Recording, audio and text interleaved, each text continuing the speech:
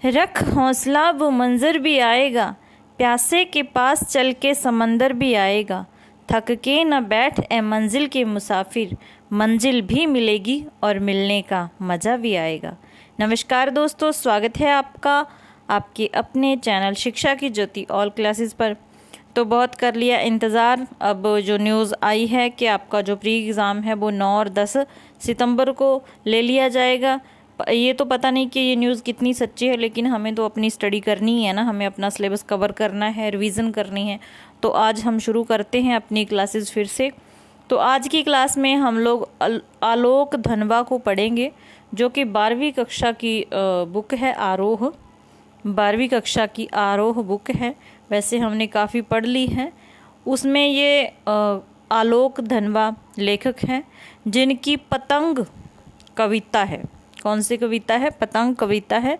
तो उसके बारे में पढ़ते हैं, क्योंकि पेपर में जो क्वेश्चन बनते हैं वो लेखकों से ऐसे बनते हैं कि इस लेखक के बारे में ये चीज़ सत्य है या नहीं।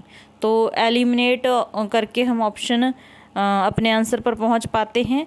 लेकिन ऐसा हम तब कर पाएंगे जब हम किसी भी लेखक के बारे में पूरी तरह से जानते होंगे कि ये उनके बारे में सही है या नहीं। तो हमने जो पढ़ने का तरीका अपनाना है, इसी तरीके से ही करना पड़ेगा। एक एक लेखक के बारे में जो मेन चीज़ें हैं हमें याद रखनी पड़ेंगी। KVS में भी ऐसे ही प्रश्न बने थे, ठीक है। तो यहाँ पर आज हम आलोक धनवा के बारे में जानते हैं। ज़्यादा चीज़ें नहीं हैं, जितनी भी हैं मतलब उनको अच्छे से याद करनी है। तो सबसे पहले क्या है, उनका जन्म कब हुआ? 1948 में हुआ, बिहार राज्य के मुंगेर जिले में हुआ। ऐसे ऑप्शन आते हैं, तो अगर आपको पता होगा तो आप इसको आप सही कर पाओगे, ठीक है। दूसरा पॉइंट है, इन्हें राहुल सम्मान मिला हुआ था और बनारसी प्रसाद भोजपुरी सम्मान इनको मिला हुआ है। ये हो गया दूसरा पॉइंट। आगे इन्हें कवि के रूप में विशेष ख्याति मिली है। ऐसा होता है कि प्रश्न आता है कि कौन पत्रकार के रूप में ज़्यादा प्रसिद्ध हुए, कौन चित्रकार के रूप में प्रसिद्ध हुए। तो आपने याद रखना है कि जो आलोक धनवा लेखक हैं, कवि हैं, उन्होंने कवि के रूप में ही विशेष ख्याति प्राप्त की है। जनता का आदमी इनकी पहली कविता है, तो नाम याद रखना है। जनता का आदमी कविता इनकी पहली कविता थी, जो कि 1972 में प्रकाशित हुई थी। अगला पॉइंट है, भागी हुई लड़कियां, भ्रूणों की बेटियां, गोली दागो पोस्टर। ये भी इन्हीं की कविताएं हैं। नाम अच्छे से याद रखने, एक एक करके याद रखने हैं। बहुत पूछा जाता है कि ये कविता किसकी नहीं है। जो तो लगी हुई हैं वो तो याद करनी ही करनी है।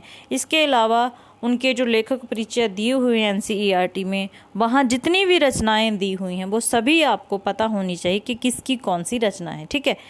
अगला जो पॉइंट है, कवि को जो प्रसिद्धि मिली थी, ज़्यादा प्रसिद्ध किस रचना से हुए थे? तो भ्रूणों की बेटियों से इनको ज़्यादा प्रसिद्धि प्राप्त हुई थी। नेक्स्ट पॉइंट है, दुनिया रोज बनती है उनका एकमात्र काव्य संग्रह है। दुनिया रोज बनती है उनका एक ही काव्य संग्रह है, जो कि 1998 में प्रकाशित हुआ था। इनका साहित्य समकालीन समाज की संवेदना से ओतप्रोत है। ये पॉइंट याद रखना है, ठीक है। अगला पॉइंट है, जो इनके काव्य में राष्ट्रीय चेतना का भाव प्रमुख है। तो इनके काव्य में राष्ट्रीय चेतना देखने को मिलती है।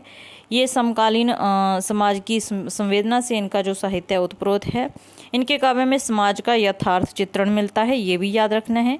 इनके मन में अपने देश के प्रति गौरव की भावना थी, तथा इनके साहित्य में भारतीय एवं समाज का अनूठा चित्रांकन प्रस्तुत किया है, ठीक है। तो ये इतने पॉइंट हो गए।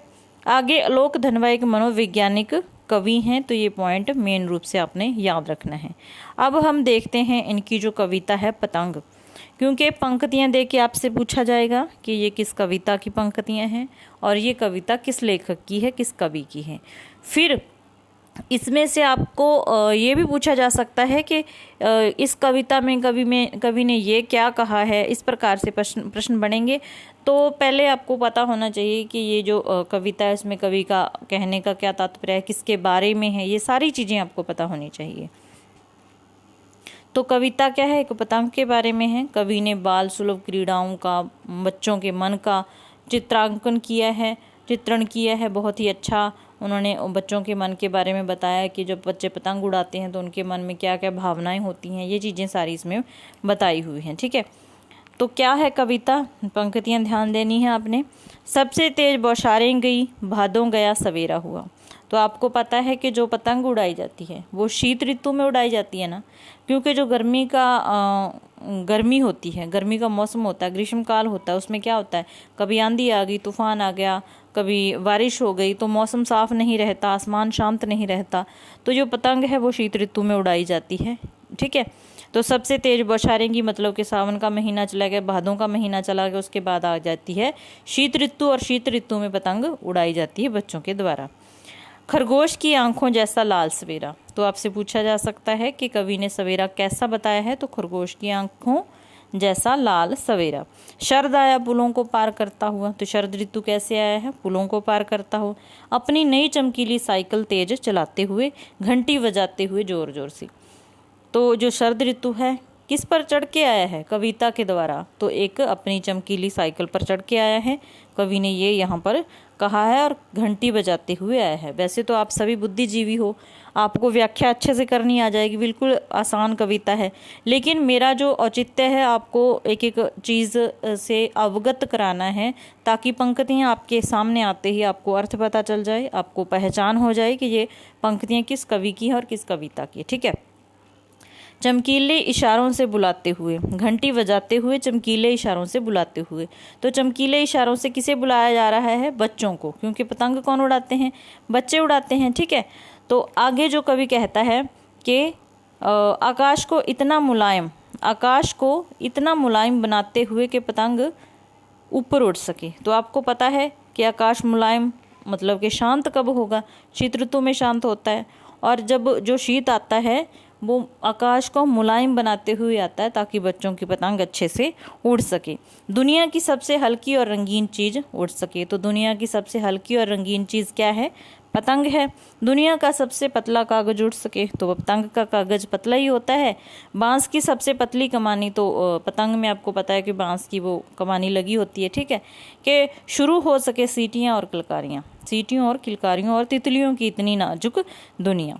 जब पतंग ऊपर चढ़ जाता है, बच्चों का उड़ जाता है, तो बच्चे क्या करते हैं, सीटियाँ बजाते हैं, किलकारियाँ मारते हैं, खुश होते हैं।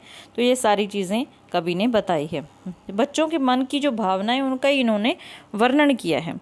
जन्म से ही वे अपने साथ लाते हैं कपास। यहाँ पर आपने कपास का अर्थ याद रखना है। जन्म से ही वे अपने साथ लाते हैं कपास। कपास का अर्थ लिया गया है कोमलता से, कि बच्चे जन्म से ही, स्वभाव से ही कोमल तो होते ही हैं। ठीक है, पृथ्वी घूमती हुई आती है उनके बेचैन पैरों के पास, जब वे दौड़ते हैं वे सुध। तो क्या है, बच्चे जब क्या खेलने जाते हैं, कुछ भी मतलब पतंग वगैरह उड़ाने जाते हैं, तो बेसुध होके तो भागते हैं। ठीक है, छतों को भी नरम बनाते हुए, दिशाओं को मृदंग की तरह बजाते हुए। तो छतों को नरम बनाते हुए मतलब कि जो बच्चे हैं, ज़्यादातर बच्चे, हालांकि ये खतरनाक है, बहुत बार हादसे भी होते हैं, छतों पर चढ़ के ही अपनी पतंग को उड़ाते हैं। तो कभी कहता है कि छतों को नर्म बनाते हुए, मतलब बच्चों के पैरों से क्या हो जाती हैं, छतें नर्म हो जाती हैं, वो बार बार ऊपर चढ़ के पतंग उड़ाते हैं। नरम तो नहीं होती, मतलब कि क्या है कि बच्चों की मन की भावनाओं का वर्णन किया है। दिशाओं को मृदंग की तरह बजाते हुए जब वे पेंग भरते हुए चले आते हैं, डाल की तरह लचीले वेग से अक्सर। तो क्या होता है, जैसे कोई डाल होती है, इधर उधर हिलती है, जैसे जैसे उनकी पतंग ऊपर जाती है तो वो पतंग को उड़ाते हैं, कभी अपने को इधर मोड़ते हैं, कभी इधर को मोड़ते हैं, तो ये डाल की तरह वो हिल रहे होते हैं, पेंग भरते हुए चलते हैं। पेंग यहाँ पर कदम भरने से, पग भरने से मतलब है। ठीक है, शतों के खतरनाक किनारों तक उस समय गिरने से बचाता उन्हें सिर्फ उनके ही शरीर का रोमांचित शरीर का संगीत। मतलब कि छतों के किनारे क्या होते हैं, खतरनाक ही तो होते हैं। अगर तो हमारी छत के ऊपर चार दीवारी बनी हुई है तो थोड़ा गिरने का खतरा कम होता है, लेकिन कई बच्चे इतने उत्साहित होते हैं पतंग उड़ाने के लिए कि बिना चार दीवारी वाली छत पर भी चढ़ जाते हैं और पतंग उड़ाने लग जाते हैं। तो वो जो छत के किनारे ही होते हैं वही उनकी रक्षा करते हैं, कवि ने ये कहा है। उस समय गिरने से बचाता उन्हें सिर्फ उनके ही रोमांचित शरीर का संगीत। मतलब रोमांचित शरीर, उनका शरीर कभी इधर होता है कभी उधर होता है पतंग को पकड़े हुए, तो वही उन्हें क्या करता है, गिरने से बचा लेता है। पतंगों की धड़कती ऊंचाइयां उन्हें थाम लेती हैं महज एक धागे के सहारे। मतलब कि पतंग ऊपर उड़ रही है, बच्चे रोमांचित हो रहे हैं, खुश हो रहे हैं। पतंग का जो पतली सी डोर होती है, ऐसा लगता है कि जो वो डोर को पकड़े हुए हैं वही डोर उनको गिरने से बचा रही हैं। पतंगों के साथ साथ वे भी उड़ रहे हैं। जैसे उनका पतंग ऊपर उड़ता है तो उनकी भावनाएं उनके साथ जुड़ी हुई हैं, तो वो भी ऊपर उड़ते जाते हैं अपने रंध्रों के सहारे। रंध्र क्या होते हैं? छिद्र होते हैं, ध्यान रखना है, ठीक है। उसके बाद अगर वे कभी गिरते हैं छतों के खतरनाक किनारों से और बच जाते हैं तब तो। बहुत बार आपको पता ही है, मैं पहले ही बात कर चुकी हूँ कि ऐसी छतों जहाँ पर कोई चार दीवारी नहीं होती तो बच्चे पतंग उड़ाते समय गिर जाते हैं। लेकिन अगर ऐसा हो जाए कि बच्चा गिरता गिरता बच जाए तो तब तो वो और भी क्या हो जाता है? निडर हो जाता है। उससे यही हो जाता है, वहम हो जाता है कि मैं कभी गिरता ही नहीं हूँ, मैं बहुत स्ट्रांग हूँ, महान हूँ, नहीं गिरता हूँ। अगर वे कभी गिरते हैं छतों के खतरनाक किनारों से और बच जाते हैं तब तो और भी निडर होकर सुनहले सूरज के समान सामने आते हैं, ठीक है। मतलब कि और भी ज़्यादा जोश के साथ पतंग उड़ाने के लिए आते हैं। पृथ्वी और भी तेज़ घूमती हुई आती है उनके बेचैन पैरों के पास। तो उम्मीद है आपको जितनी भी चीज़ें इसमें आई हैं वो पता चल गई होंगी। अगर इसकी पंक्तियाँ आ जाएं तो आप पहचान कर पाओगे कि किस कविता की है, किस कवि की हैं। तो अगर क्लास अच्छी लगी तो लाइक ज़रूर कर देना, क्योंकि आप लाइक करना भूल जाते हो, ठीक है। और फिर मिलते हैं नेक्स्ट क्लास में और हम इसी तरीके से अपनी तैयारी करते रहेंगे। धन्यवाद।